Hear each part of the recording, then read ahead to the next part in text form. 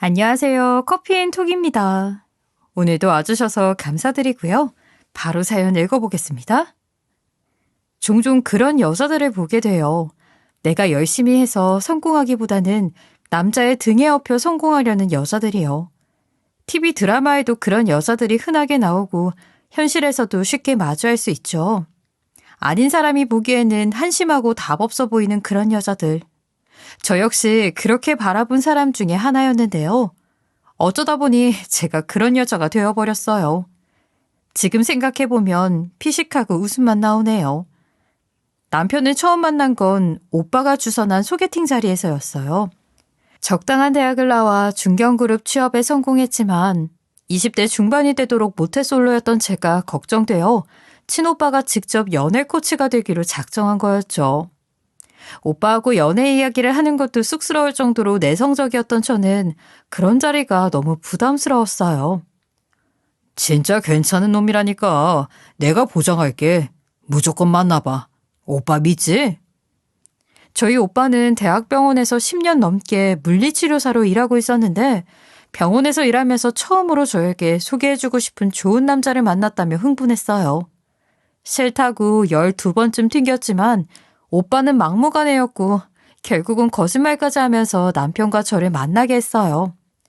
오빠와 함께 저녁을 먹기로 한 자리에 오빠 대신 남편이 나와 있게 한 거죠. 그렇게라도 안 하면 제가 도저히 결혼을 안 할 것 같았는지 오빠는 그보다 더 진지할 수가 없었어요. 안녕하세요. 얘기 많이 들었습니다. 사실 사진도 제가 졸랐어요. 만나고 싶다고요. 그러니까 오빠한테 너무 뭐라고 하지 마세요. 속아서 만났지만 남편을 보자마자 단번에 왜 그렇게 오빠가 못 만나게 해서 안달이었는지 알 수 있었어요. 남편은 저와 똑같은 내성적이고 소극적이어서 세심하고 따뜻한 관심과 배려가 필요한 그런 사람이었거든요. 게다가 모태솔로라는 점까지 똑같았죠. 세상 순수하고 센스 없는 둘이 만나니 대화라고 해봤자 오빠 얘기가 절반이었고 어느 시점에서 다른 화제로 바꿔야 할지 언제쯤 일어나자고 해야 할지 타이밍도 알 수 없었어요. 끊임없이 실속 없는 대화를 하다가 늦은 밤이 되어서야 막차 핑계를 대고 겨우 일어설 수 있었죠. 그런데 참 이상하죠? 첫눈에 반해 끈적끈적한 분위기가 감돈 것도 아닌데 밋밋한 둘이 만나 맑은 장국같이 담백한 얘기들만 하는데도 어느새 서로가 깊이 연결된 느낌이었어요. 처음 만난 사람하고는 한마디도 제대로 못 나누는 제가 몇 시간을 편안하게 낯선 남자와 이야기를 나누었다는 것도 신기했죠. 아무래도 오빠라는 공통 관심사가 있다 보니 어색하지 않았고 성격이 서로 비슷해서 서로를 잘 이해할 수 있었던 것 같아요. 어땠어? 애 참 괜찮지? 내가 지금까지 병원에서 일하면서 그런 맑은 놈을 만나본 적이 없다니까. 오빠가 무조건 보장한다. 잘 지내봐. 오빠는 뭐가 그렇게 자신 있는지 계속 무조건 보장한다는 말을 되풀이하더라고요. 툴툴거리면서도 은근히 오빠 말이라면 절대 신뢰를 하는 저였기에 남편에 대한 점수는 더 높아질 수밖에 없었어요. 오빠는 어릴 적 돌아가신 엄마 아빠를 대신해 제겐 부모님 같은 존재인데요. 워낙 어린 나이부터 저를 부모처럼 돌보며 살다 보니 사사건건 아기 다루듯 하는 경향이 있었어요. 위험한 곳은 절대 못 가게 하고 몸에 좋지 않은 것은 절대 못 먹게 하고요. 그런 오빠가 저렇게 흥분하면서 주선할 정도면 꽤 괜찮은 남자라는 건 의심할 필요가 없었어요. 문제는 그런 괜찮은 남자가 제 짝이 될 수 있느냐 아니냐는 거겠죠. 그런데 그 사람 병원에서 무슨 일 해? 어색하게 얘기하다 보니까 서로 신상도 하나도 못 물어봤네. 뭐? 5시간이나 이야기를 하다 헤어졌다면서 직업도 안 물어봤어? 하여튼 너희들도 참. 의사야, 정형외과. 이번에 전문의 땄어. 그 친구는 계속 공부하고 싶은데 집에서는 개원하라고 하나 봐. 의사하고도 막 친구 먹고 그래? 오빠 그렇게 대단한 사람이었어? 이놈이 의사고 뭐고 친구면 친구지 무슨 소리야. 사실은 담배 친구야. 피곤하고 힘들 때마다 하늘공원에서 담배 피우다 보면 꼭 마주치게 돼서 친해졌지. 나이도 동갑이고 성격도 비슷하고 어쩌다 네 사진을 봤는데 관심을 보이더라고. 쑥맥인 줄 알았는데 막 좋아하는 거 보니까 연인인가 싶어 연결해 본 거야. 그 녀석은 직접 만나보고 더 좋아 죽던데 넌 어때? 의사라서 부담돼? 이런 경우 어떤 여자들은 호박이 넝굴째 굴러들어왔다고 생각하겠지만 전 그러지 못했어요. 부모님도 안 계시고 직장도 그저 그렇고 가진 것도 없는데 언감생심으로 느껴졌죠. 괜찮은 사람이지만 저에겐 안 맞는 옷 같았어요. 그래서 고민 끝에 정중하게 오빠를 통해 제 의사를 전했어요. 깊은 관계가 되기엔 서로 너무 다른 처지인 것 같다고요. 오빠는 다소 실망한 눈치였지만 제 의사를 충분히 존중해줬어요. 제가 괜한 마음고생을 하는 걸 원치 않았으니까요. 저 역시 처음으로 성격이 꼭 맞아 편안한 상대를 만났지만 안 되는 건 안 되는 거고 빨리 잊기로 했죠. 그런데 남편은 아니었나 봐요. 오빠가 제 의사를 대신 전해준 이후로 정말 끊임없이 제게 연락을 하며 다시 한 번만 생각해주면 안 되겠냐고 매달렸거든요. 냉정하고 깔끔하게 자르지 못하는 제 성격도 문제였어요. 단호하게 우린 아니다 라고 말하지 못하고 쩔쩔매다 보니 결국 남편이 저희 회사 앞으로 찾아오게 만들고 말았어요. 회사라서 부담된다는 거 그럴 필요 없다고 말하고 싶어서 왔어요. 저 그런 의사 아니에요. 실력도 없고 재능도 없고 집안이 원래 그렇다 보니 저도 모르게 의사가 된 거지. 투철한 사명감이 있는 것도 아니에요. 의사랍시고 가운 입고 다니니까 다들 선생님 선생님 하는 거지. 저 정말 형편없는 놈이에요. 오빠랑도 그래서 친해졌고요. 허구한 날 수간호사님한테 혼나는 저를 오빠가 많이 위로해 줬거든요. 남편은 내 부담을 줄여주기 위해 바쁜 와중에도 직접 찾아와 속마음을 털어놓았지만 제 마음은 더 무거워졌어요. 얘기를 듣다 보니 남편 집안이 5대째 의사 집안이라는 것을 알아버렸거든요. 이건 오빠도 말 안 해준 건데 그 이야기를 들으니 더 숨통이 막혔어요. 아들 하나 의사로 키우는데도 온 집안이 나서야 하는데 100년 넘게 의사를 배출한 집안이니 얼마나 대단하겠어요. 세상 물정 모르는 저도 그 정도는 알겠더라고요. 그래서 현실적으로 결혼까진 힘들겠구나 싶은 생각이 들어 용기를 내어 찾아온 남편에게 단호하게 이별을 이야기했죠. 잘 아시겠지만 저는 세상 천지 오빠뿐인 작은 존재예요. 안 그래도 오빠라는 유리병 안에서 겨우겨우 자라고 있는데 누가 그 유리병을 흔들거나 건드리기만 해도 저는 시들어버리고 말 거예요. 그런 위험 부담을 안기 싫어요. 그게 제 솔직한 심정이에요. 그럼 이만 연락하지 말아주셨으면 좋겠네요. 죄송해요. 저의 단호함에 놀랐는지 이후 남편은 한동안 연락을 하지 않았어요. 오빠도 더 이상 남편 얘기를 제게 꺼내지 않았고요. 좋은 사람을 아쉽게 놓쳤다는 마음에 가슴 한쪽이 쓰렸지만 그래도 맞지도 않은 옷을 입고 불편한 것보다는 낫다는 생각이 들었어요. 그렇게 일주일 정도가 지나고 오빠가 저녁에 삼겹살을 구워 먹자며 일찍 들어오라고 연락을 했어요.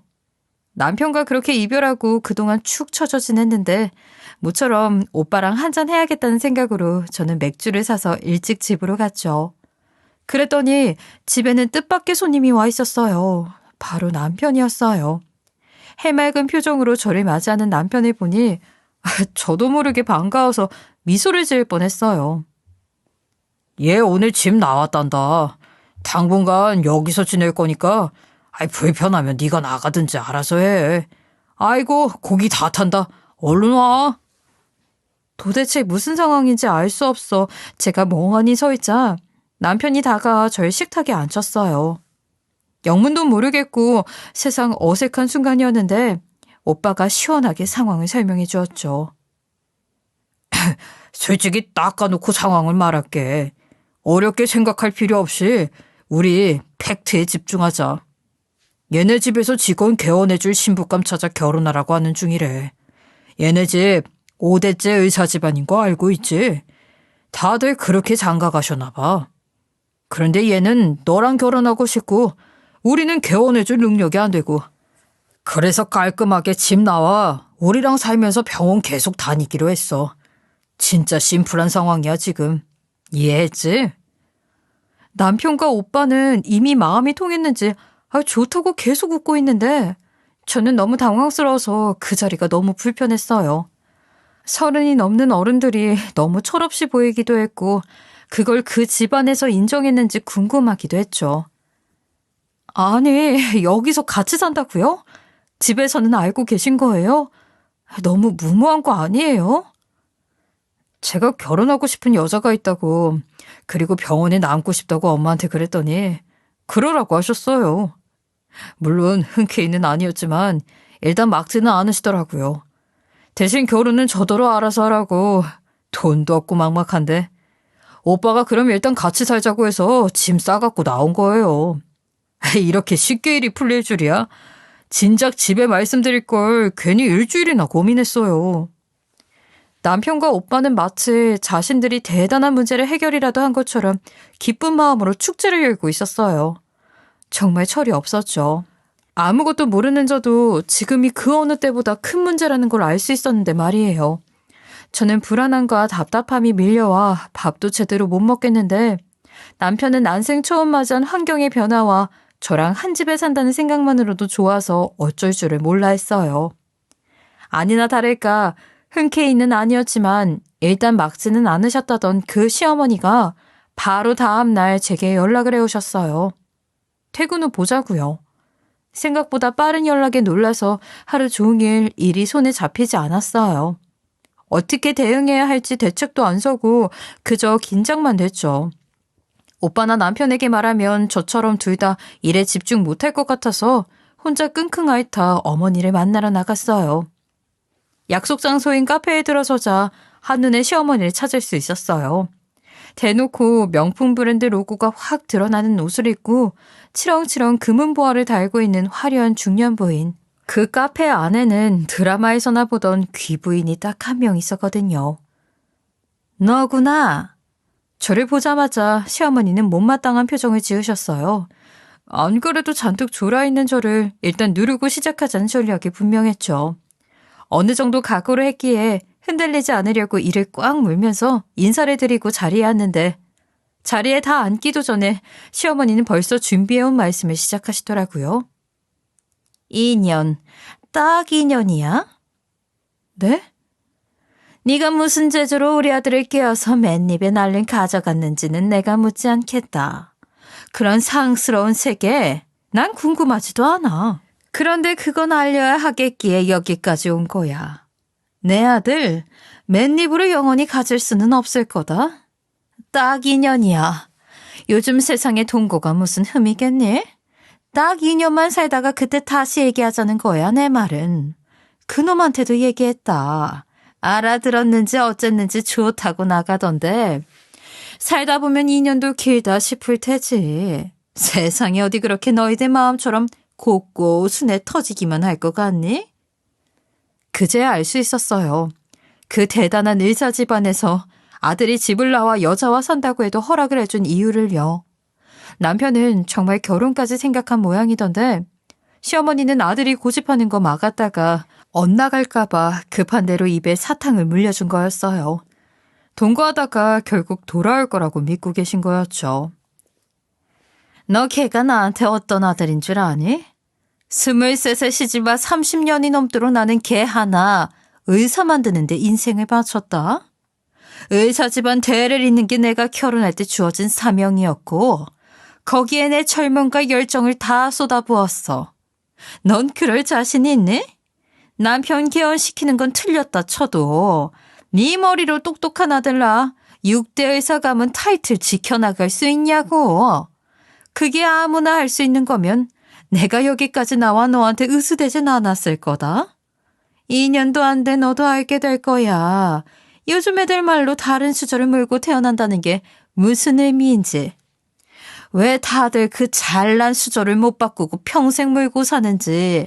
또 그걸 자식에게까지 물려줄 수밖에 없는지. 하긴 미리 알고 제 길 찾는 똑똑한 놈들이었으면 내가 여기 나와 이런 말 할 이유가 없지. 모르겠으면 직접 겪어봐야지 어쩌겠니.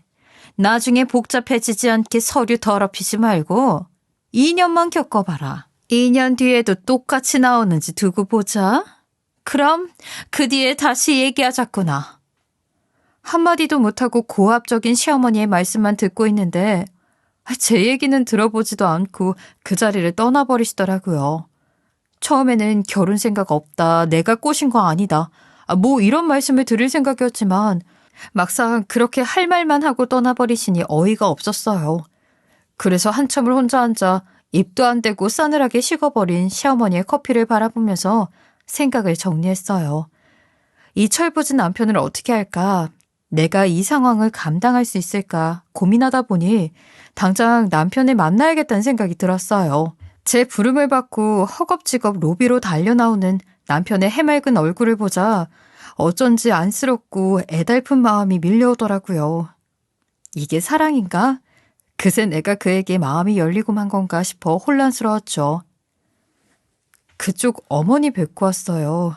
전 좀 혼란스러워요. 왜 이런 일을 겪어야 하는지 참 느린 사람인데 모든 게 너무 빨라 당황스러워요. 제 의지와는 상관이 없이요. 그러자 남편이 전에 없던 냉정한 표정으로 이야기하더라고요. 나도 그랬어요, 지금까지는요. 내가 문을 열지도 문을 닫아보지도 않고 살아왔어요. 느릿느릿 엄마가 만들어 놓은 세상에서 정해진 삶을 조용히 살아왔죠. 그런데 이제 그러고 싶지 않아요. 사랑하는 사람이 생겼거든요. 내가 문을 열어주고 다치지 않게 조심히 문을 닫아주고 싶은 사람이요. 그러려면 조금 더 빨라져야 하고 조금 더 시끄러워져야 할 것 같아요. 내가 너무 싫지만 않으면, 질색할 정도로 보기 싫지만 않으면 같이 있으면 안 될까요? 그날 이후 저는 남편의 진심을 진짜 알게 됐고 조금씩 사랑을 키울 수 있었어요. 같은 집에서 지내다 보니 훨씬 더 빨리 가까워질 수 있었고 솔직히 저도 이전과는 전혀 달라진 생활의 변화에 재미를 느끼기 시작했죠. 아는 맛인 된장국만 먹다가 우연히 마라탕을 먹게 됐는데 싫지 않은 느낌이랄까요? 남편과 행복할 수 있는 시간에 분명 제한이 있고 난관도 많을 것을 알면서도 점점 더 깊이 빠져들어 버리고 말았어요. 그렇게 6개월이 지나자 남편은 오빠의 방 대신 제 방에서 함께 지내게 됐고 신혼부부처럼 알콩달콩 달콤한 생활을 하게 됐어요. 시어머니가 말씀하신 2년이란 시간에 얽매이지 말고 서로의 감정에 충실하기로 했죠. 그러면서 저는 제 나름대로 2년 뒤를 대비하기 시작했어요. 그동안 저를 몰래 지켜보면서 저울질할 시어머니에게 당당해지기 위해 남편을 세심하게 내조했고 남편의 앞길을 막지 않기 위해 더 바르고 성실한 삶을 살았죠. 그리고 한편으로는 저 역시 시어머니를 바라보자고 결심했어요. 나보다 가진 게 많았고 어른이라고 이룬 게 많다고 고개를 숙이기만 할 게 아니라 정당한 위치에 서서 시어머니의 어떤 점을 받들고 어떤 점은 연연하지 않아야 할지 신중하게 판단하기로 했죠. 시어머니는 2년이란 시간이 저를 시험대에 올려둔 시간이라고 생각하셨겠지만 저 역시 그 시간을 이용해 시어머니를 제대로 볼 생각이었어요. 그런 저에게 시어머니가 먼저 공격을 해오셨지만 말이에요. 이렇게 매번 먹을 거 챙겨오는데 얼굴도 보기 힘들어서 어쩌냐. 하필 응급이 들어와서. 아무튼 잘 남겨서 전해줄게. 걱정 마. 저는 시간이 없어 김밥 몇 알로 끼니를 때우는 남편을 생각해 퇴근길에 도시락이나 간식을 챙겨서 병원에 자주 들러 오빠에게 전해줬어요. 물론 바쁜 남편의 얼굴을 보기 힘든 날도 많았지만요. 그날도 초밥을 사와 남편 없이 오빠와 원내 식당에서 먹고 있었어요. 10년 넘게 병원에서 일한 오빠도 한 번 챙겨준 적 없는데 남편만 챙기니 오빠에게는 좀 미안한 마음이 들더라고요. 아이 녀석, 뭐가 미안해. 난 너희들이 너무 좋아. 그 2년인지 뭔지가 빨리 지나서 꼭 결혼했으면 좋겠어. 다른 건 몰라도 내가 집 팔아서 혼수는 어지간히 해줄 테니까 걱정 말고. 이제 나 혼자 사는데 큰 집이 무슨 소용이야. 너희들이 잘 사는 게 효도야. 알았지? 든든한 오빠의 자상한 남편까지 더 바랄 게 없는 완벽한 날들에 거센 파도가 일어난 건 바로 그날 시어머니를 병원에서 본 후부터였어요. 한참 밥을 먹는데 오빠가 누굴 보더니 혀를 꿀꿀 차더라고요. 왜 그러냐고 하니까 중매쟁이라고 했어요. 에휴, 어떻게 저렇게 뻔뻔한 사람들이 있냐. 유명한 병원마다 제집 드나들듯이 드나들면서 의사들한테 명함 돌리고 리스트 만들고 하는 뚜쟁이들이 있다니까. 우리 같은 사람은 아예 쳐다도 안 봐. 전문의 이상은 돼야 리스트에 올려놓고 관리하지. 네 남자친구도 올라가 있을걸. 상류층 자제들하고만 매칭하는 프리미엄 서비스는 가격도 어마어마하다더라고. 참고로 의사는 가입비 없대. 웃기지? 참 재미있는 일도 있다 싶어 중매쟁이가 어디에 앉아있나 눈으로 따라가 봤더니 맞은편에 어딘가 익숙한 뒷모습의 중년 여성이 보이더라고요. 대놓고 명품 브랜드 로고가 확 드러나는 옷을 입고 다니는 거 하며 치렁치렁 노는 손가락 하나 없이 주얼리로 꽉꽉 채운 사치스러움하며 딱 한 번 봤지만 강렬한 인상을 풍겼던 시어머니임을 알아볼 수 있었죠. 그 모습을 본 순간 배신감이 끓어오르기 시작했어요. 2년 동안 지켜보겠다더니 그냥 두고 보겠다는 말씀은 아니었던 거죠. 2년 동안 잘 사는 모습 보여드리면 결혼 허락을 받을 수 있을 줄 알았는데 시어머니는 그 시간 동안 제 코를 납작하게 해줄 며느리감을 찾아 갖은 수를 다 쓰고 계셨던 거였어요. 심지어 아들 병원에까지 와 중매쟁이에게 부탁하면서까지요. 당직인 오빠를 들여보내고 저는 힘없이 식당을 벗어나 병원을 빠져나가고 있었어요. 앞으로 어떻게 해야 할지 너무 막막해서 머리가 하얘지더라고요. 그런데 식당 바깥쪽 구석에 있는 엘리베이터 앞에서 깔깔거리는 웃음소리가 크게 들리기 시작했어요. 그 소리를 듣는 순간 뭔가 느낌이 싸해서 코너에 숨어서 몰래 지켜봤죠. 아니나 다를까 그 웃음소리의 주인공은 시어머니였어요. 중매쟁이와 함께 있나 했는데 다른 사람이 있더라고요. 어머니보다 한 10살은 어려 보이는 남자였어요. 무슨 재미있는 이야기를 하는지 한참을 웃더니 어머니는 남자의 팔짱을 끼고 남자는 시어머니 허리를 주무르고 얼굴을 쓰다듬으며 장난을 치기 시작했어요.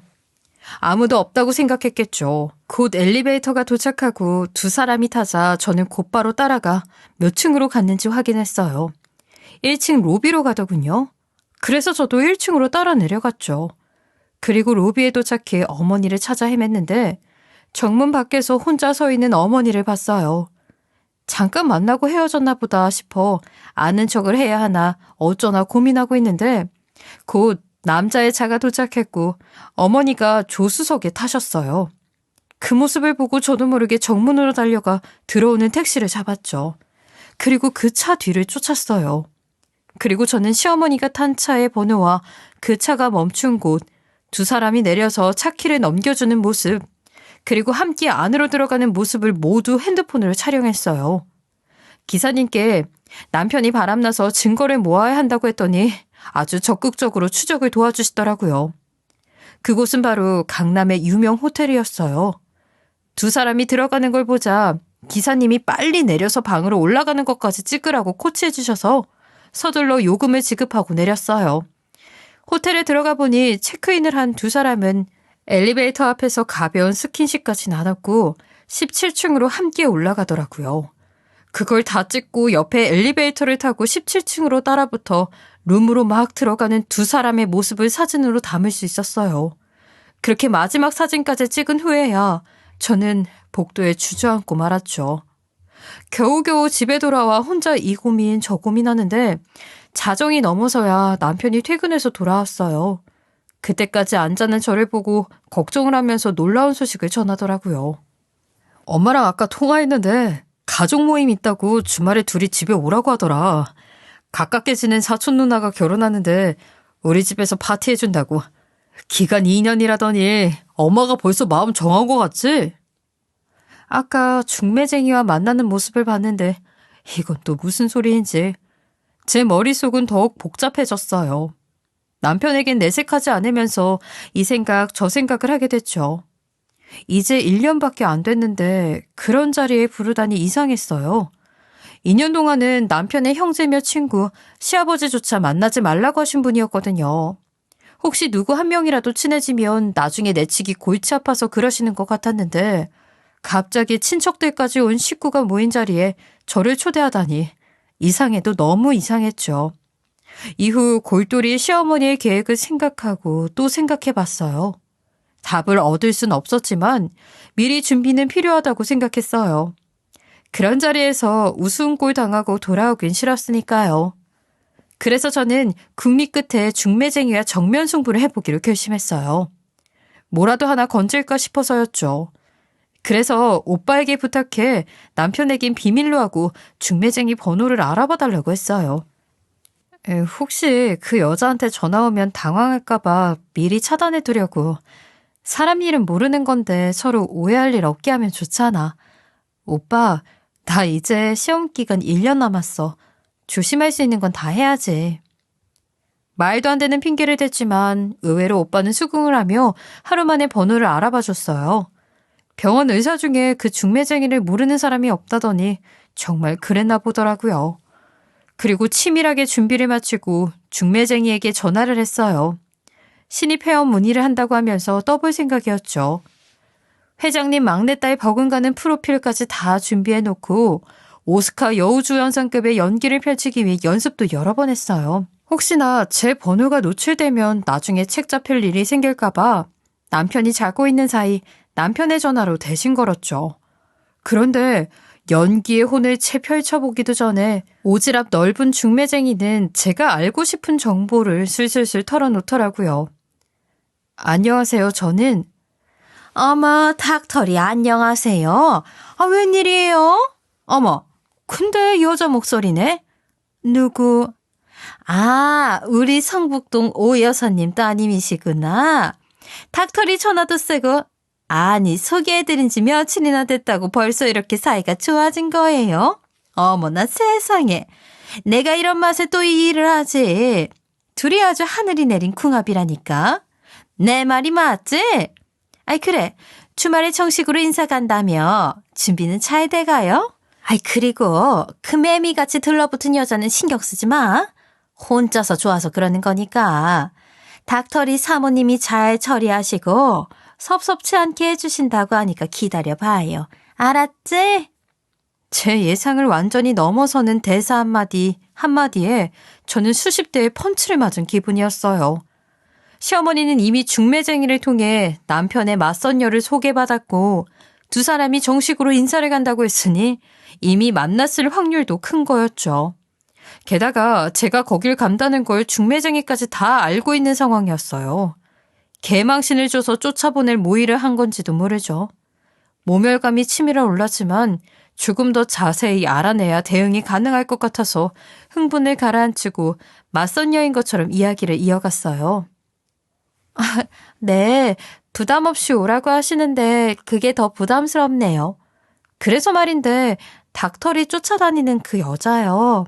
저희 시어머니가 어떻게 처리하실지 혹시 아세요? 저도 알고는 있어야 당황하지 않을 것 같아서요. 물론 시어머니에겐 제가 알고 있다는 거 비밀로 해주시고요. 아이고, 당황할 게 뭐 있어요. 그 동네에서 이런 일 한두 번인가? 마주칠 일도 없으니까 걱정 말아요.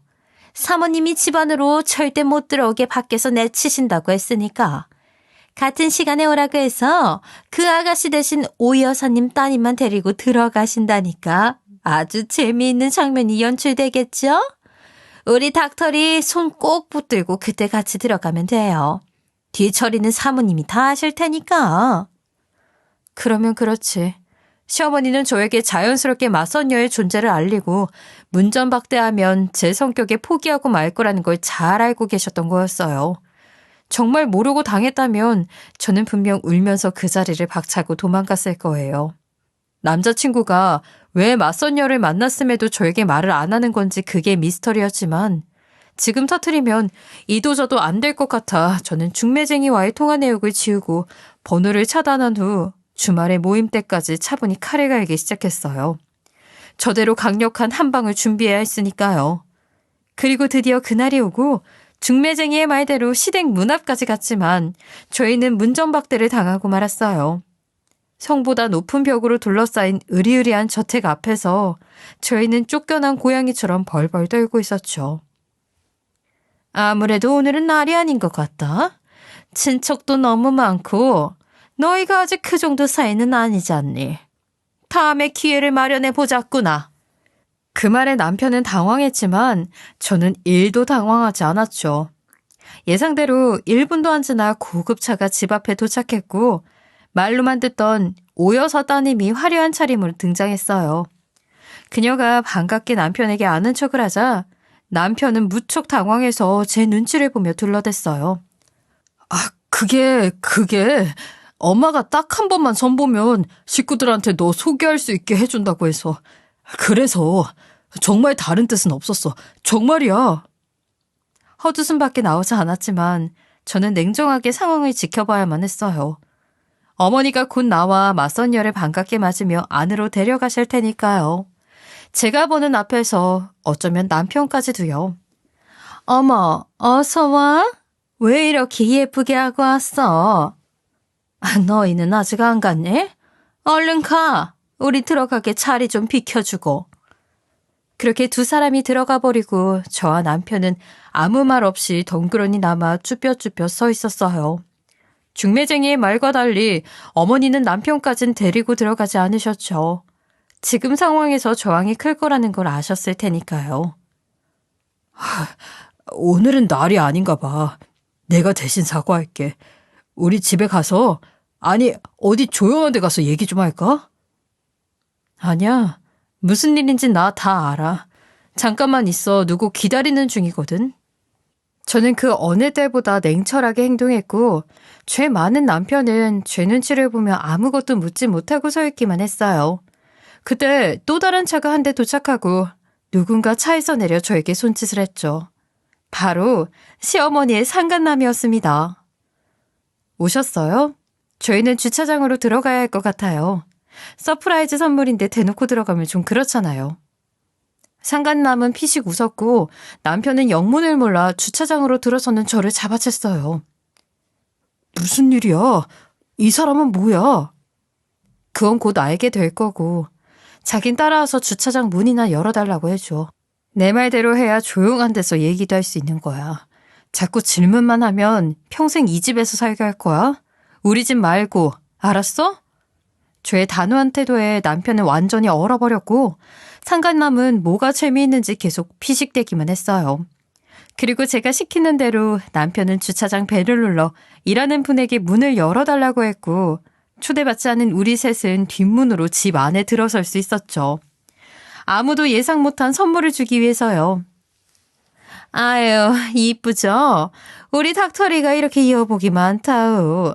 집안 좋지, 인물 좋지. 어디 하나 빠지는 데가 없어. 무슨 며느리가 아니라 딸처럼 정이 간다니까. 거실에 거의 다 달았을 때 복도에서는 한껏 신나 들뜬 시어머니의 목소리가 들려왔어요. 맞선녀를 벌써 식구들에게 며느리로 소개하고 있는 분위기였죠. 그 소리를 듣고 남편은 놀라 시어머니의 입을 막으려 먼저 달려갔어요. 엄마, 대체 뭐 하시는 거예요? 약속이 틀리잖아요. 그 소리에 모든 사람의 시선이 남편에게 집중됐고 남편 뒤를 이어 등장한 저와 시어머니의 상간남에게 자연스럽게 시선이 이어졌어요.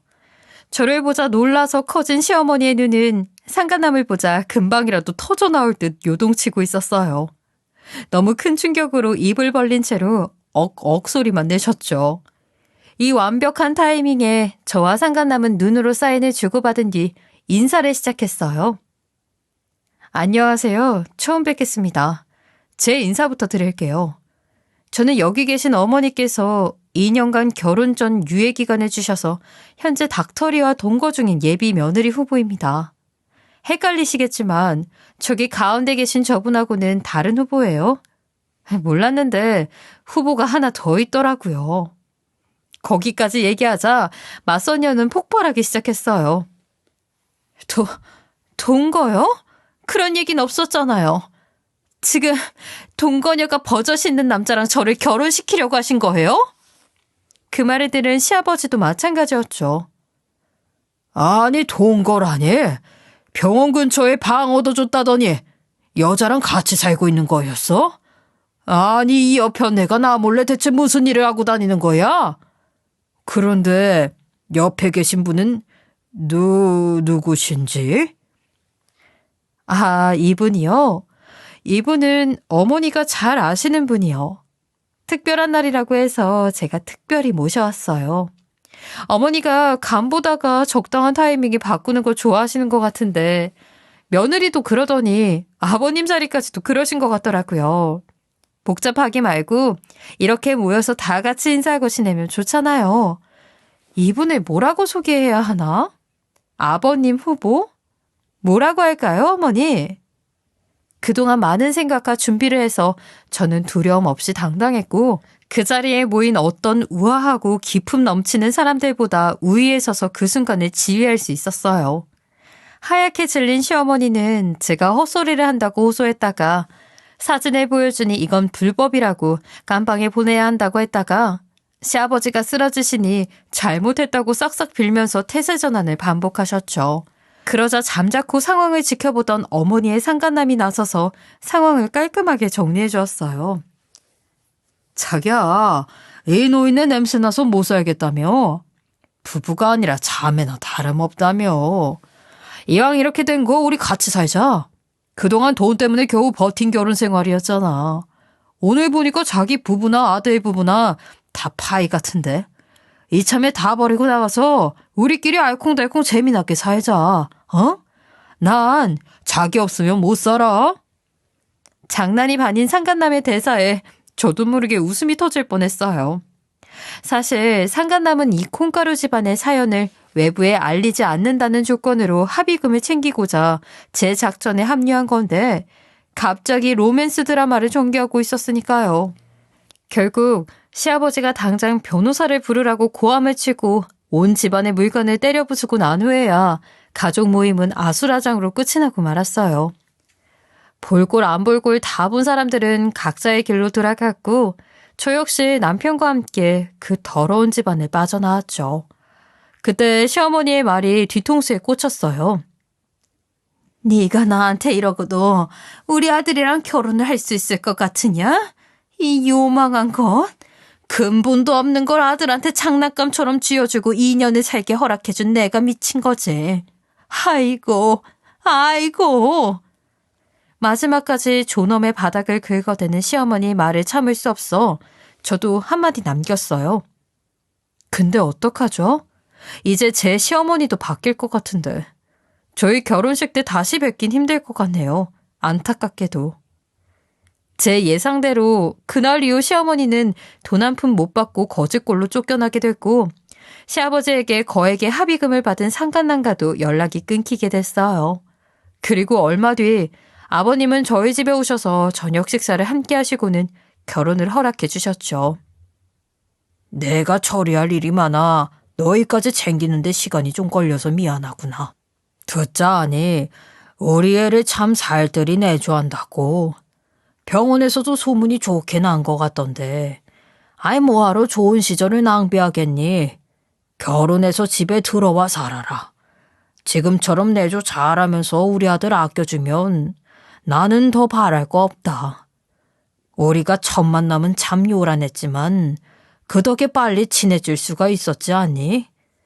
다 잊고 새로 시작하셨구나. 우리 가족이 된 걸 환영한다 며느라. 저는 감동의 눈물을 흘렸고 남편은 좋아서 입을 다물 줄 모르더라고요. 그렇게 저는 시끄러웠던 동거 기간을 마치고 남편과 결혼을 하게 됐어요. 이제 남친이 아니라 진짜 남편이 된 거죠. 드디어 혼인신고를 마친 날 저는 다시 한번 눈물을 흘렸어요. 그 서류 한 장이 뭐라고. 그게 없어서 겪은 지난 1년간의 수모가 주마등처럼 스치고 지나가면서 서러운 눈물이 쏟아지더라고요. 이렇게 어려운 건 줄 모르고 그동안 남자의 등에 업혀 성공하려는 여자들이라며 의사부인들에게 편견을 가졌던 제가 부끄러웠어요. 어렵게 얻은 행복이니 이젠 제 삶에 충실하면서 하루하루 즐겨보려고요. 제 긴 얘기 들어주셔서 감사하고요. 모두들 행복하세요. 지금까지 커피앤톡이었습니다. 오늘도 끝까지 함께 해주셔서 감사하고요. 다음 영상으로 또 찾아뵙겠습니다.